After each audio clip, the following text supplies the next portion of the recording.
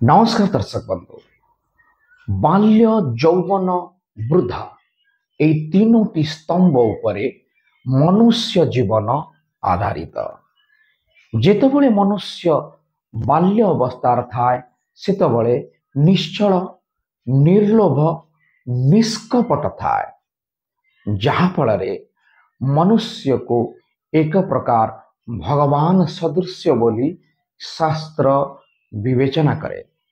ଏହା ପରେ ପରେ ମନୁଷ୍ୟଠାରେ ଯୌବନର ପଦାର୍ପଣ କରେ।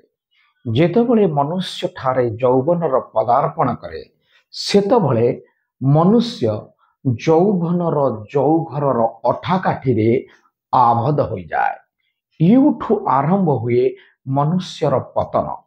ସତ ମିଛ ଖଚ ଲାଞ୍ଚ ଏଉଠୁ ଆରମ୍ଭ କରି ମୁଁ ମୋର ଭିତରେ ସଦାସର୍ବଦା ମନୁଷ୍ୟ ଚେଷ୍ଟା କରେ ନିଜକୁ ଶ୍ରେଷ୍ଠ କରିବା ପାଇଁ ଏହି ପୃଥିବୀରେ। ଏହାରି ଭିତରେ ନାନା ପ୍ରକାର ସ୍ୱପ୍ନ ଦେଖି ମନକୁ ଅସ୍ଥିରତା କରେ। କିଛି କରିବାକୁ ଯାଇ ପାପରେ ବୁଡ଼ି ଉବୁଡୁବୁ ହୋଇଯାଏ। ଠିକ ଏହାରି ପରେ ବାର୍ଦ୍ଧକ୍ୟ ରୂପକ ରାକ୍ଷସ ଉପସ୍ଥିତ ହୋଇ ଯୌବନରେ କରିଥିବା କଲା କର୍ମକୁ ବା ଯୌବନରେ ମନରେ ଭାବିଥିବା ସ୍ୱପ୍ନକୁ ବା ଯୌବନରେ ଗଢ଼ିଥିବା ସମସ୍ତ ଧନ ଦୌଲତ ବା ସମସ୍ତ ସ୍ୱପ୍ନକୁ ବାର୍ଦ୍ଧକ୍ୟ ରୂପକ ରାକ୍ଷସ ଉପସ୍ଥିତ ହୋଇ ଖିନଭିନ କରିଦିଏ ବା ଛାରଖାର କରିଦେଇଥାଏ। ତାପରେ ନା ଥାଏ ଦେହରେ ଶକ୍ତି, ନା ଥାଏ ମନ ଭିତରେ ସେଇ ଉଚାଟପଣ ମନୋଭାବ, ଯାହାକୁ ନେଇ ମନୁଷ୍ୟ ସଦାସର୍ବଦା ଯୌବନରେ ସମାଜର ଅଗ୍ରଭାଗକୁ ଚଢ଼ିବାକୁ ଚେଷ୍ଟା କରେ ବା ମୁଁ ମୋର ବୋଲି କହି ସଦାସର୍ବଦା ସମାଜରେ ନିଜର ଆଧିପତ୍ୟ ବିସ୍ତାର କରିବା ପାଇଁ ଚେଷ୍ଟା କରୁଥାଏ। ଠିକ ବାର୍ଦ୍ଧକ୍ୟ ରୂପକ ରାକ୍ଷସ ଉପସ୍ଥିତ ହୋଇ ଏ ସମସ୍ତ ସ୍ୱପ୍ନକୁ ଛାରଖାର କରିଦିଏ।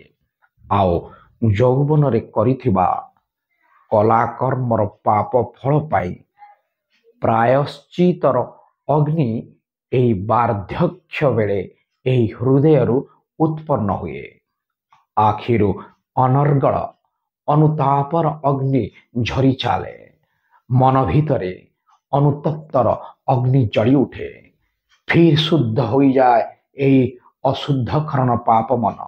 ପୁଣି ଯୋଡ଼ି ହୋଇଯାଏ ସେ ପରମେଶ୍ୱରଙ୍କ ସହିତ, ଯେଉଁ ପରମେଶ୍ୱରଙ୍କ ସହିତ ସମ୍ମିଳିତ ହେବା ପାଇଁ ସମସ୍ତ ମାନବ, ସମସ୍ତ ଦାନବ, ସମସ୍ତ ଋଷି, ସମସ୍ତ ଯୋଗୀ, ସମସ୍ତ ମହର୍ଷି କାଳ କାଳରୁ ଅନାଦି କାଳରୁ ଚେଷ୍ଟା କରୁଛନ୍ତି ବା ଜପ କରୁଛନ୍ତି ବା ପୁନର୍ବାର ଜନ୍ମ ନେଇ ପୁଣି ସାଧନ କରୁଛନ୍ତି ସେଇ ପ୍ରଭୁଙ୍କୁ ପାଇବା ପାଇଁ।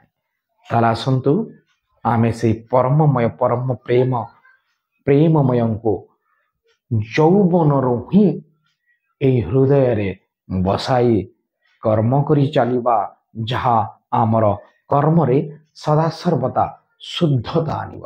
ଜୟ ଜଗନ୍ନାଥ।